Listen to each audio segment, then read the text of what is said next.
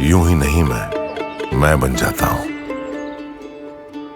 कुदरत के कोने कोने से खूबियां खोज लाता हूं।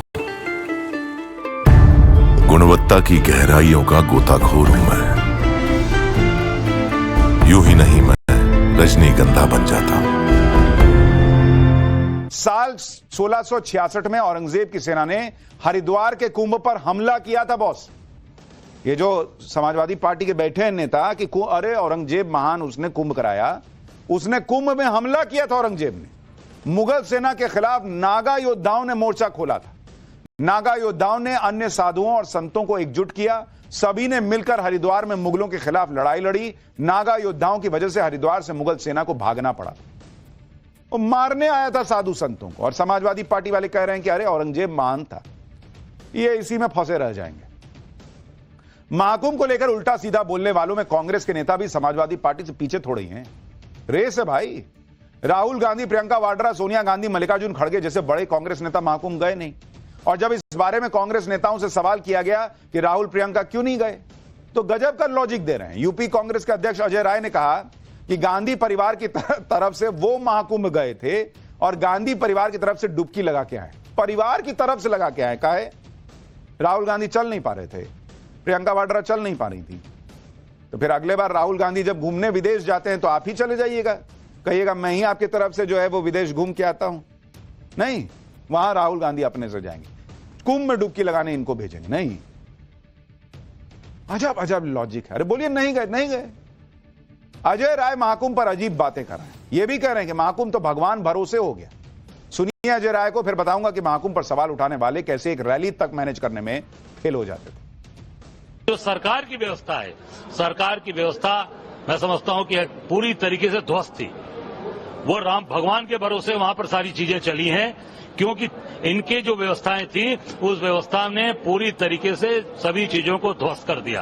अब वो आंकड़े देते रहे, पर जो व्यवस्थाएं हैं उस व्यवस्था के बारे में तुम जरा हमसे पूछ लीजिए कि जो लोग आए उनकी कितनी दुर्दशा हुई है, कितने परेशान हुए हैं। पूरे के पूरे एयरपोर्ट मैं समझता हूं कि एक मछली बाजार जैसे बन के रह गए। 65 करोड़ लोग आए एक छोटे से इलाके में, तो वहां भीड़ नहीं होगी। इनको क्या चाहिए था? एकदम खुला खुला माहौल रहे। और लोगों को दिक्कत नहीं है, लोग आ रहे हैं, इनको दिक्कत हो रही है। ना जाते ना भाई, खुद भी ना जाते, कह रहे हैं भगवान भरोसे। तो आजकल कांग्रेस पार्टी चल रही है बॉस। महाकुंभ में आधा हिंदुस्तान दर्शन करके चला गया। अजय राय कह रहे हैं कि सब भगवान भरोसे था। इतना बड़ा आयोजन क्या भगवान भरोसे हो जाता है? अजय राय ने तो एक झटके में उन सभी ग्राउंड वर्कर्स की मेहनत को शून्य बता दिया जो 45 दिन से डटे हुए थे। और आप देखिए महाकुंभ के आयोजन पर कौन सवाल उठा रहा है। आप याद कीजिए बॉस, लोकसभा चुनाव में राहुल गांधी और अखिलेश यादव की कुछ रैलियों में कार्यकर्ता बेकाबू हो जाते थे। रैली में बद इंतजामी दिखती थी। 19 मई 2024 को प्रयागराज के ही फूलपुर में अखिलेश और राहुल गांधी की रैली थी।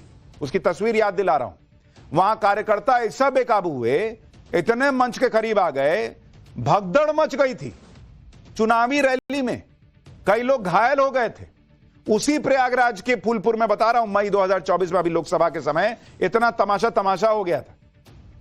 तो कुछ हजार की भीड़ जिनसे रैली में नहीं संभल रही थी, वो 65 करोड़ की भीड़ को संभालने वालों से पूछ रहे हैं कि यार तुम क्या किए जी, भीड़ लगा दिए।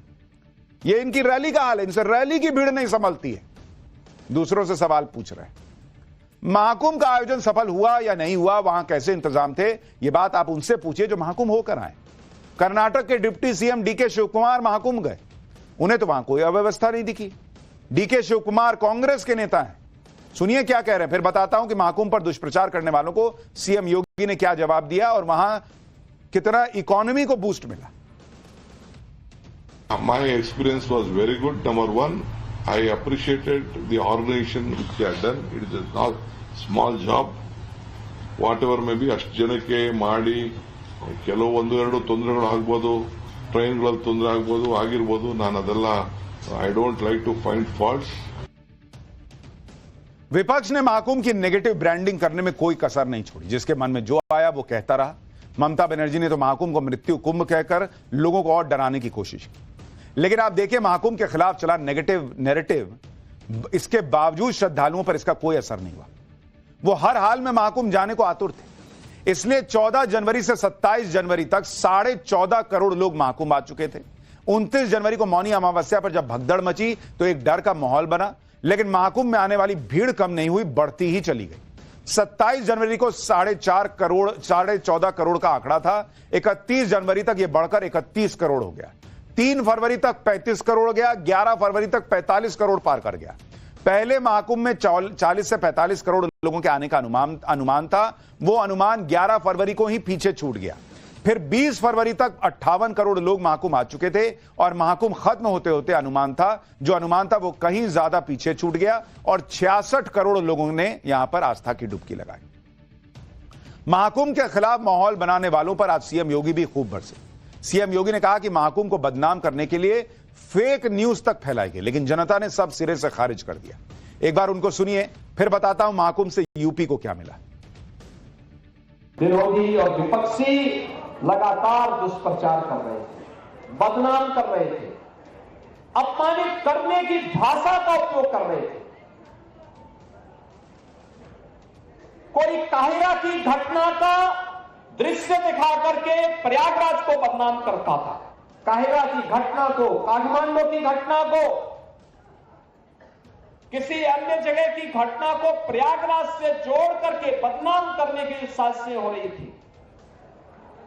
मुझे लगता है कि जनता जनार्दन ने एक सिरे से उन्हें खारिज करके प्रयागराज महाकुंभ में आकर के साबित किया कि नहीं, तुम्हारे दुष्प्रचार में अब नहीं आएंगे, सनातन का ध्वजा अब कभी झुकने वाली नहीं है। अलग अलग लेवल पे सवाल उठाए गए। मल्लिकार्जुन खड़गे ने कहा था कि महाकुंभ आने से क्या होगा, पेट रोटी मिल जाएगी खाने को। क्या मैं बताता हूं क्या मिला। महाकुंभ के जरिए यूपी की अर्थव्यवस्था को 3 लाख करोड़ का कारोबार मिला। महाकुंभ के आयोजन से ही 54,000 करोड़ के रेवेन्यू का अनुमान है, जिससे करीब 60 लाख लोगों को डायरेक्ट और इनडायरेक्ट रोजगार मिला। सिर्फ मेला क्षेत्र के अंदर ही देश भर के 16 बैंक्स ने अपने ब्रांच खोल दिए थे। इसके अलावा 50 एटीएम बूथ और 50 मोबाइल एटीएम लगाए गए थे। सिर्फ इन अस्थायी बैंक ब्रांच के जरिए कुल 37 करोड़ का ट्रांजैक्शन हो गया। इसके अलावा 2800 फ्लाइट से 4 लाख से ज्यादा श्रद्धालु आए। महाकुंभ 2025 के दौरान रिकॉर्ड 17,000 से अधिक ट्रेनें चलाई गई। महाकुंभ का आर्थिक इफेक्ट सिर्फ प्रयागराज तक सीमित नहीं था, बल्कि 150 किलोमीटर के रेडियस तक इसका इफेक्ट दिख रहा था। 150 किलोमीटर के रेडियस में अयोध्या और वाराणसी मुख्य केंद्र रहे। 13 जनवरी को महाकुंभ के शुरू होते ही वाराणसी में हर दिन करीब 20 से 25 लाख श्रद्धालु दर्शन के लिए आए। महाकुंभ से अब तक वाराणसी में आने वाले श्रद्धालुओं की संख्या 10 करोड़ के पार चली गई। इसी तरह अयोध्या में भी रामलला के दर्शन के लिए 45 दिनों में 13 करोड़ श्रद्धालु पहुंचे। एक अनुमान के मुताबिक महाकुंभ में आने वाले लोगों में से करीब 25% लोग अयोध्या गए। इस दौरान करीब 69 लाख लोगों ने दिव्य अयोध्या ऐप के जरिए होम स्टे बुक किया। सिर्फ वाराणसी और अयोध्या ही नहीं, महाकुंभ की वजह से मिर्जापुर में मां विंध्यवासिनी धाम में भी भक्तों की भारी भीड़ उमड़ी। महाकुंभ के 45 दिनों में मां विंध्यवासिनी धाम 1 करोड़ 70 लाख से ज्यादा भक्तों के दर्शन का गवाह बना। तो इतना कुछ हुआ महाकुंभ में।